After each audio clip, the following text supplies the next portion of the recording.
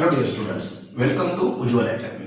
देखो बच्चों, आज हम लोग एक बहुत इंपॉर्टेंट पॉइंट जो सेक्शन डी से बहुत इंपॉर्टेंट पॉइंट है, वो मतलब external structure of the human heart.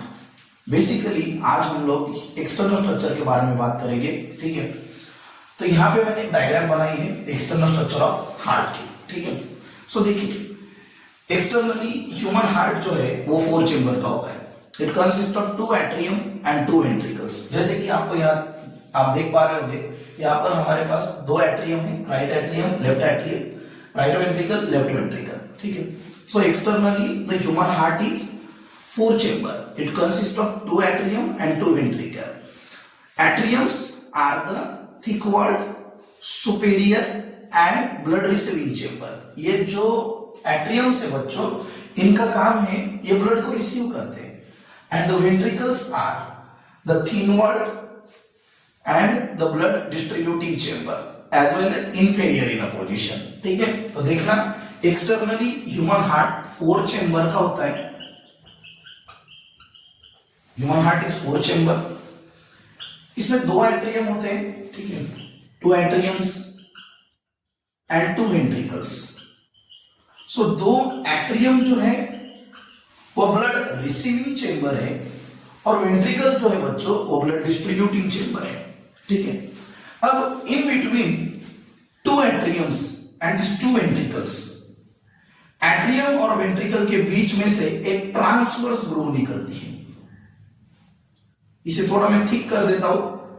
So the transverse groove that separate the both atrium and ventricles from each other. तो ये जो ट्रांसवर्स ग्रूव यहां से निकल रही है, इसे ही हम कहते हैं बच्चों इंटर एट्रियो वेंट्रिकुलर ग्रूव।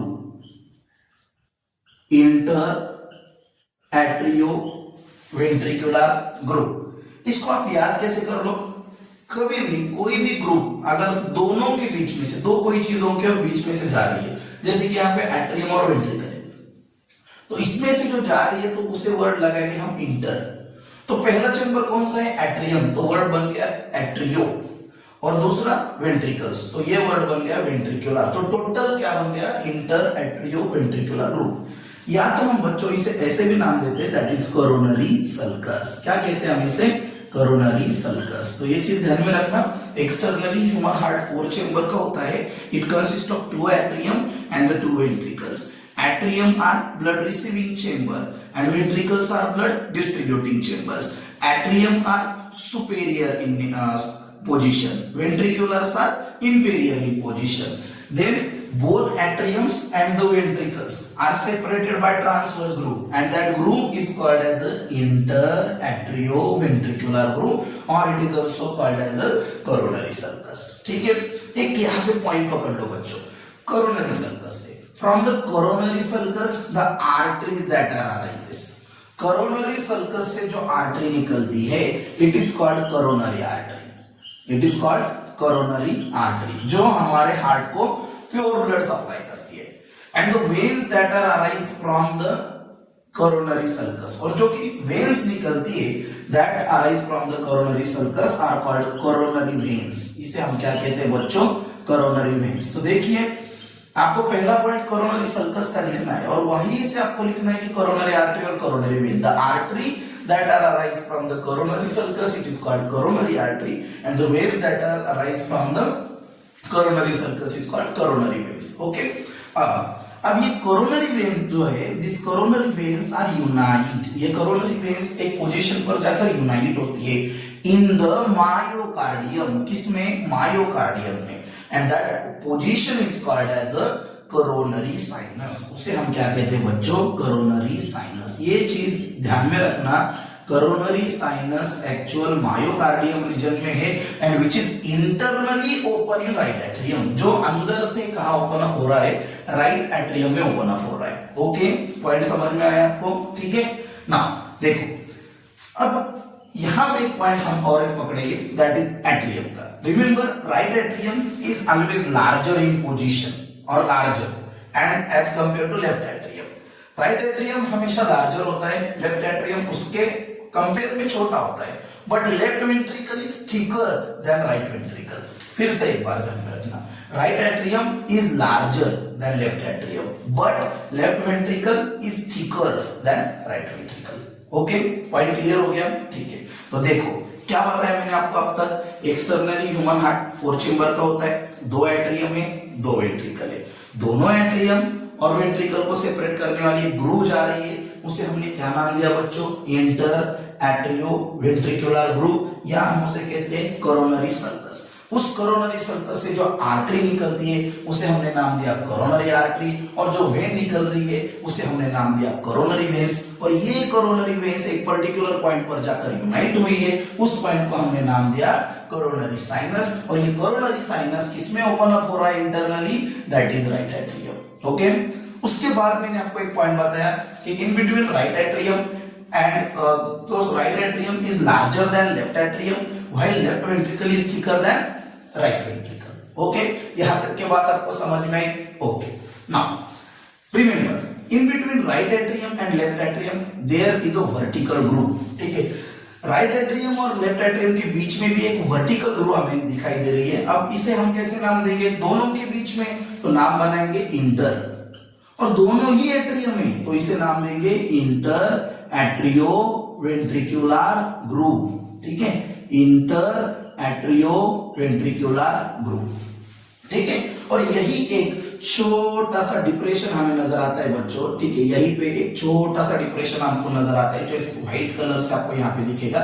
ठीक है, इसे हम नाम देते हैं बच्चों the depression, oval depression which is present at inter atrial groove और inter atrial septum. It is called as fossa ovalis. उसे हम कहते हैं fossa ovalis that represent the remnant of foramen of ovale. जो किसका रिप्रेजेंटेशन दिखा रहा है बच्चों? That is remnant of foramen of ovale. Foramen मतलब ओपनिंग, ओवेली मतलब ओवल शेप की ओपनिंग। ठीक है, मतलब हमारे हार्ट में राइट एट्रियम और लेफ्ट एट्रियम के बीच में एक छोटा सा होल होता है, उसे ही हम क्या कहते हैं? फोसा ओवैलिस। लेकिन जैसे जैसे हमारी एज बढ़ती है, जैसे जैसे हमारी डेवलपमेंट्स होती है, वैसे वैसे वो होल क्लोज हो जाता है। ठीक है, तो इस तरह से ये बात को याद में रखना। तो फोसा ओवैलिस ये हम एडल्ट में वर्ड यूज करेंगे, और फोरामेन ऑफ ओवेली ये हम फीटस में वर्ड यूज करेंगे। ठीक है, now similarly the vertical groove that separate both ventricles. अब दोनों वेंट्रिकल को सेपरेट करने वाली ये जो ग्रूव है इसे अब हम नाम देंगे। अब ये दोनों के बीच में से जा रही है, दोनों वेंट्रिकल के बीच में से जा रही है, तो क्या नाम बनाओगे बच्चों? इंटर, क्योंकि दोनों के बीच में से जा रही है तो और एक वर्ड जुड़ेगा, दोनों वेंट्रिकल है तो वेंट्रिकुलर, और क्या बोल सकते हो? एक तो ग्रूव बोलो या तो सेप्टम बोलो। ठीक है, इंटर वेंट्रिकुलर ग्रूव या इंटर वेंट्रिकुलर सेप्टम। ठीक है, यहां तक के बात समझ में आई? ओके, नाउ अब सबसे इंपॉर्टेंट चीज, फ्रॉम द राइट वेंट्रिकल, ये जो राइट वेंट्रिकल है, ठीक है, from the right ventricle the pulmonary trunk is arise. ये राइट वेंट्रिकल से यहां से एक ट्रंक निकल रहा है बच्चों, दैट इज पल्मोनरी ट्रंक। ठीक है, और ये जो पल्मोनरी ट्रंक है ये क्या कर रहा है? यहां से जो डीऑक्सीजनेटेड ब्लड होगा राइट वेंट्रिकल में उसे लंग्स के तरफ लेकर जा रहा है। लेकिन ये पल्मोनरी ट्रंक ये ब्लड देगा किसे? पल्मोनरी आर्टरी को। ठीक है, क्योंकि आपको पता है हमारे बॉडी में जितनी आर्टरीज होती है वो ऑक्सीजनेटेड ब्लड कैरी करती है, लेकिन सिर्फ पल्मोनरी आर्टरी ही होती है जो डीऑक्सीजनेटेड ब्लड कैरी कर रही है। तो ये ब्लड क्या करेगी? लंग्स को देगी, लंग्स ब्लड को प्यूरिफाई करेगा, ऑक्सीजनेट करेगा, और फिर वो ब्लड किसे दिया जाएगा? पल्मोनरी वेन्स को दिया जाएगा, और पल्मोनरी वेन वो ब्लड देगी लेफ्ट एट्रियम को, और लेफ्ट एट्रियम से ब्लड आएगा बच्चों लेफ्ट वेंट्रिकल में। ठीक है, और लेफ्ट वेंट्रिकल से क्या निकल रहा है? Systemic aorta. यही बात मैं आपको बता रहा हूं कि राइट वेंट्रिकल से क्या निकल रहा है? पल्मोनरी ट्रंक, और लेफ्ट वेंट्रिकल से क्या निकल रहा है? Systemic aorta. तो आप एक चीज यहां पे देखो, तो यहां से अगर पल्मोनरी ट्रंक निकलेगा, ठीक है, कुछ इस तरह से, ठीक है, सो यहां से पल्मोनरी ट्रंक निकलेगा, तो यहां से इस तरह से सिस्टेमिक एओर्टा निकल रहा है, तो दोनों एक दूसरे को कहीं ना कहीं तो मिलेंगे। ठीक है, so the point at which this pulmonary trunk and systemic aorta unite together, that point is called as, ठीक है, उसे हम एक नाम देंगे बच्चों, ligamentum arteriosum। उसे हम क्या नाम देते हैं? ligamentum arteriosum, और it is also called as ductus arteriosus, या हम उसे क्या नाम देते हैं? ductus arteriosus। ठीक है। तो यहां तक की चीज हमेशा याद रखना बच्चों, इतना पॉइंट आपको लिखना है किसमें, external structure of human heart में, ठीक है। यहाँ पे दो चीजों पे क्वेश्चन पूछा जा चुका है। लिगामेंटम आर्टेरियोसम क्या है, मैंने आपको बताया लिगामेंटम आर्टेरियोसम क्या है। ये एक ऐसा पॉइंट है जहां पर पल्मोनरी ट्रंक सिस्टेमिक एओर्टा से मिलता है। पल्मोनरी ट्रंक कहां से निकलता है, राइट वेंट्रिकल से। सिस्टेमिक एओर्टा कहां से निकल रहा है, लेफ्ट वेंट्रिकल से, ठीक है। बात समझ में आपको। राइट एट्रियम हमेशा लार्जर है, लेफ्ट एट्रियम स्मॉलर है, लेफ्ट वेंट्रिकल थिकर है, राइट वेंट्रिकल थिनर है उसके कंपैरिजन में, ठीक है। Left ventricle main pumping chamber है, ब्लड को पंप करने का काम कौन करता है बच्चों, लेफ्ट वेंट्रिकल करता है, ठीक है। यहां तक की बात आपको समझ में, ठीक है। And now remember the valves, ठीक है। यहाँ पे वाल्व्स का भी पॉइंट आपको बताता हूं, ठीक है। सो सुपेरियर वेना केवा जो है, ठीक है, सुपेरियर वेना केवा ये सबसे लार्जेस्ट वेन है, ठीक है, जो हमारे डॉर्सल साइड से राइट एट्रियम में आ रही है, जो अपर रीजन का ब्लड कलेक्ट कर रही है, विच इज डीऑक्सीजनेटेड। ये भी बात हमेशा याद में रखना, हमारे हार्ट के राइट पार्ट पर, ठीक है, मतलब राइट पोर्शन पे, राइट चेंबर में हमेशा डीऑक्सीजनेटेड ब्लड ही आता है और लेफ्ट पार्ट पर हमेशा ऑक्सीजनेटेड ब्लड ही आता है। मतलब राइट एट्रियम, राइट वेंट्रिकल में डीऑक्सीजनेटेड ब्लड है और लेफ्ट एट्रियम, लेफ्ट वेंट्रिकल में ऑक्सीजनेटेड ब्लड है। और पहला ब्लड राइट एट्रियम में आता है, ठीक है, और राइट एट्रियम से ब्लड राइट वेंट्रिकल में आता है। तो आप कहोगे कि सर अगर राइट एट्रियम से ब्लड राइट वेंट्रिकल में आ रहा है तो उसमें कुछ तो ओपनिंग तो होगी। हाँ है ओपनिंग उसमें, उसका नाम है बच्चों इंटर एट्रियो वेंट्रिकुलर अपर्चर। क्या कहते हैं हम उसे, इंटर एट्रियो वेंट्रिकुलर अपर्चर, मतलब एट्रियम वेंट्रिकल के बीच में ओपनिंग है, उसे हम क्या कह रहे हैं, इंटर एट्रियो वेंट्रिकुलर अपर्चर। और यहाँ पे, ठीक है, एक वाल्व होता है बच्चों, जो मैंने पहले लेक्चर में, पहले वीडियो में भी बताया है कि राइट एट्रियम और राइट वेंट्रिकल के बीच में कौन सा वाल्व है, दैट इज ट्राइकस्पीड। कौन सा वाल्व है, tricuspid. Superior vena cava does not have a valve, inferior vena cava have a valve, ठीक है, इस पर वाल्व होता है। इंफीरियर वेना केवा में थेबेशियन वाल्व होता है, ठीक है, कौन सा, थेबेशियन वाल्व होता है। कोरोनरी साइनस डायरेक्टली कहां से ओपन अप हो रहा था, राइट एट्रियम में, तो यहां भी वाल्व होना चाहिए क्योंकि इंटरनली ओपन अप हो रहा है। तो कोरोनरी साइनस को भी वाल्व होता है, दैट इज थेबेशियन वाल्व। कौन सा वाल्व है बच्चों, थेबेशियन वाल्व। फिर से देखना, सुपेरियर वेना केवा को कोई वाल्व नहीं है, इंफीरियर वेना केवा के पास यूस्टेचियन वाल्व है, कोरोनरी साइनस के पास थेबेशियन वाल्व है, राइट एट्रियम, राइट वेंट्रिकल में दैट इज ट्राइकस्पीड वाल्व है। Same left atrium, left ventricle में बाइकस्पीड, जिसे हम मिट्रल वाल्व भी कहते हैं, ठीक है।